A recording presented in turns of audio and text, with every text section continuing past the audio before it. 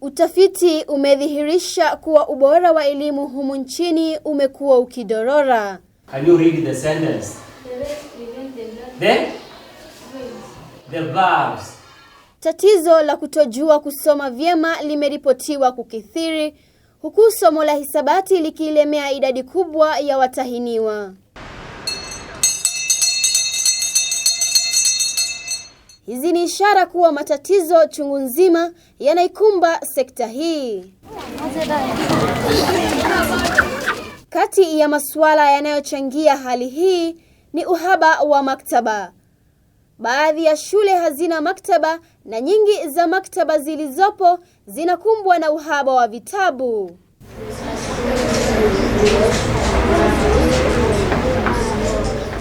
Akufaye kwa dhiki ndiye rafiki. Huyu hapa ni Cyril Peter Otieno.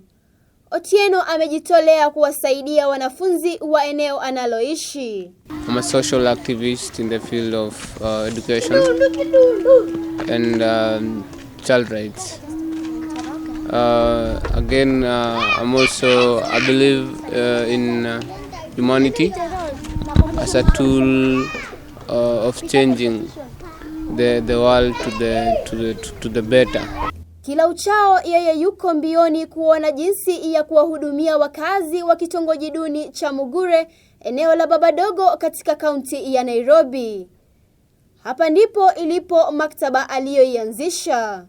For many years in my community, we have been lacking a place where the school-going children can come and read, can come and find different books and just share the knowledge among themselves, and that actually has hindered us in a negative way in terms of performing well in our academics. Jamaa huyu anayaelewa matatizo yanayowakumba wanafunzi hawa vyema. Hii ni moja ya baadhi ya sababu zilizomfanya kuanzisha maktaba hii. I first enrolled in high school. That was in the year 2008 actually. So at first I was excited, joining high school, and but again that joy was overcome by when the teachers actually started giving us a lot of assignment to do. And now coming back home, actually it was very difficult for me because there wasn't that avenue where I can just concentrate in my studies, where I can just also books were not enough, so it was really hard for me. So it was like a punishment for me. I think from the challenges, I think the passion just grew, and I found myself just starting with what I have to come up with this library. Aliona ni vyema kutumia kidogo alichokuwa nacho ili awe msaada kwa wanaohitaji usaidizi. Basically when we started the first time, we started with 500 Kenyan shillings. Maktaba hii inakisiwa kuwa ndogo zaidi ulimwenguni, walakini imekuwa ikichangia katika kuboresha elimu mtaani humu. Kwa majina naitwa Dorcas Minayo. Mimi ni mkaaji wa hiki kijiji. Mtoto wangu anaitwa Sylvia Wangare. Sisi tunaishi katika hiki kijiji.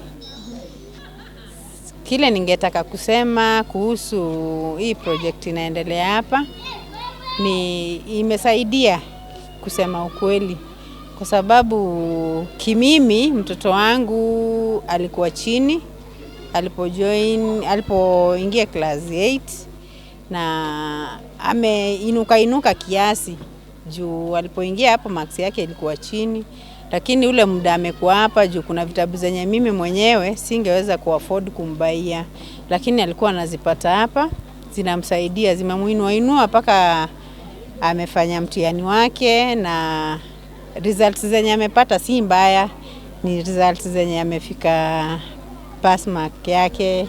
To me it has been a great change, because according to me, from the time the library was not there, my studies was not doing very well, but from 2013.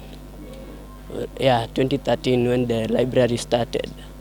I think my studies started being better because from now, for example, I used to had around 250 marks. I upgraded up to 300. So you see, there was a really great change, and that changed my life. Shughuli hapa huanza saa za jioni. Hii ni punde tu wanafunzi wengi wao wakisomea shule za kutwa warejea hapo nyumbani toka shuleni. Okay, on a normal day, because basically the school hours ends at 5. So we normally by 4 actually. We are always here to open the library, so we ensure by 5 we are ready to receive our clients or our beneficiary. So when the time now goes, is when now we have more influx of children, and even in the night, it's when now the number increases. So you have to, because now we have, in terms of the resources we have, also you have to be very keen in ensuring that a child doesn't overstay actually. So it's just you read for a particular time, then you leave the space for another person to come and read. Ukosefu wa vitabu vya kusoma na mazingira duni wanayoishi wanafunzi wa eneo hili ndizo changamoto kubwa. Huu huwa ni wakati mwafaka kwao kukamilisha kazi za ziada walizopewa shuleni. Hili ni dhihirisho la umuhimu wa maktaba katika sehemu hii. Actually, we need a library. Every community, I believe every community needs a library. Because again, if you look at majority of these schools that you have mentioned, majority of them, they don't have library facilities. And if in case they have the library facilities, they are not well furnished actually. And again, in these schools, we lack the reading materials actually. So you find children sharing books. One book maybe in a ratio of 1 to 3 to 4.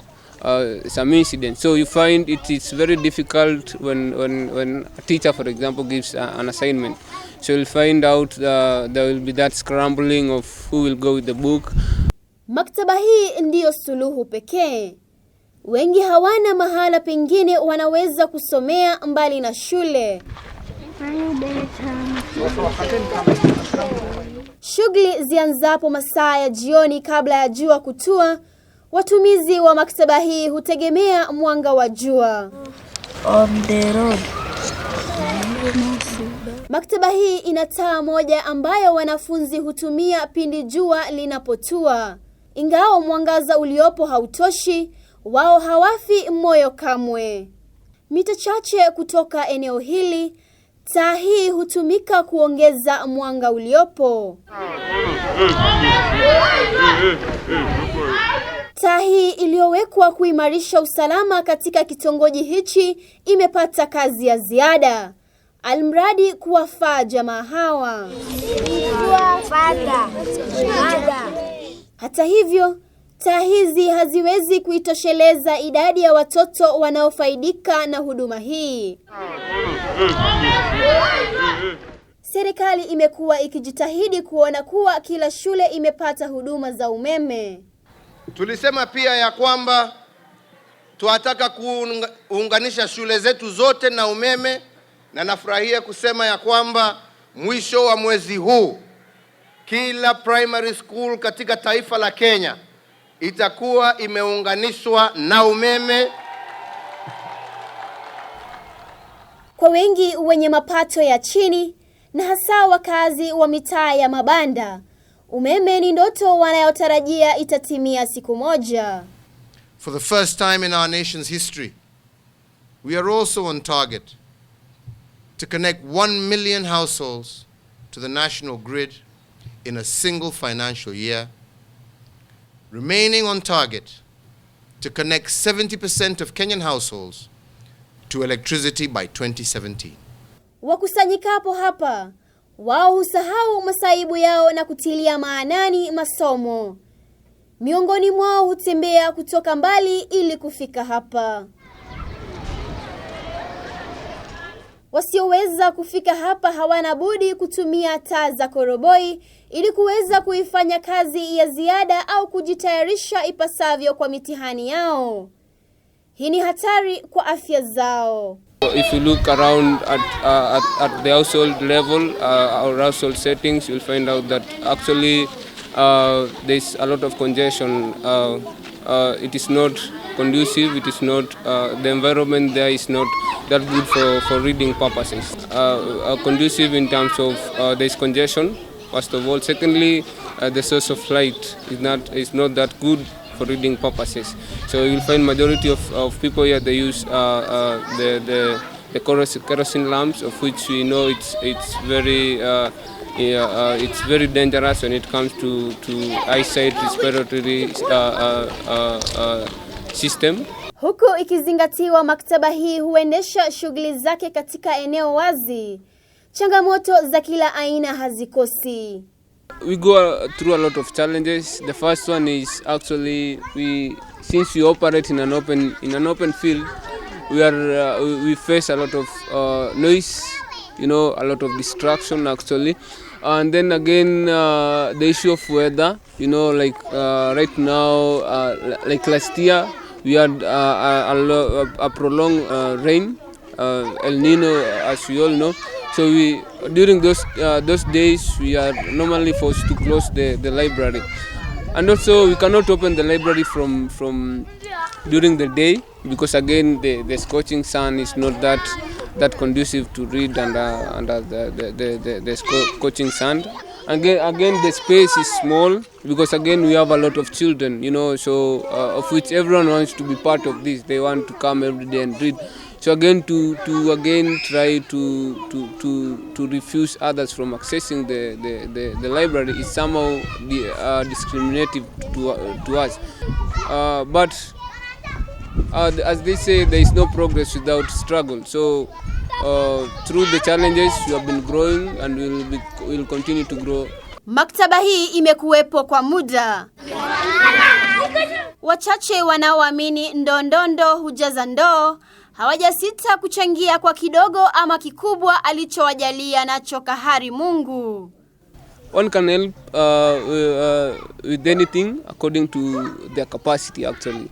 You can help with books. Actually, we need more books, because again our community in terms of population it's increasing, and also this library we are not only serving the children from here. We don't intend to do that. We intend to serve as many people as possible, children from different communities. Secondly, again, you can support us in ensuring actually we have a permanent library, because that was the initial picture of this library. So if we can have someone with the capacity to do that, then we'll humbly appreciate. And also if, like we have said, someone who can connect us with the platform that we want actually, that can bring some positives to our community, then he or she is welcome. Masomo bora yamekuwa ghali sana kwa wengi. Mradi huu ni mfano mzuri wa kuigwa ili mradi watoto hawa waweze kushindana na wenzao wanaosomea katika mandhari bora. Basically we have different challenges and we cannot meet all these challenges. The major challenge is the education, because that is the key, that is the necessity.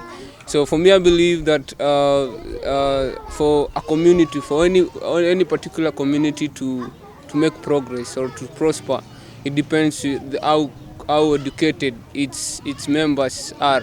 So for me, basically, the first challenge is education. We have lack of reading. We lack reading materials in our schools. Also, basically, we lack a place where we can come and just read, a conducive place. And also, we lack also funds actually to take our children to school. Panaponia pana njia. Maktaba hii ni mwanzo tu wa maono alionayo Peter kwa wanafunzi na watoto wa Kiafrika. I believe that every child is a Nobel Peace Prize winner, but that to happen, they need to be given a proper direction. They need to be created. We need to create a good platform for them, a platform which will guide them to the right way, will guide them to discovering the potential in them. So it's a challenge for every grown-up out there, not only in my community, not only in Kenya, but in all spheres of the world, to ask him or herself, what am I doing to ensure that this child grows up to be one of the effective people in the community, one of the effective leaders in the community. Watoto hawa wanatumai kuwa wataweza kutimiza ndoto zao licha ya changamoto wanazopitia. Zamzam Abdi, KTS, Nairobi.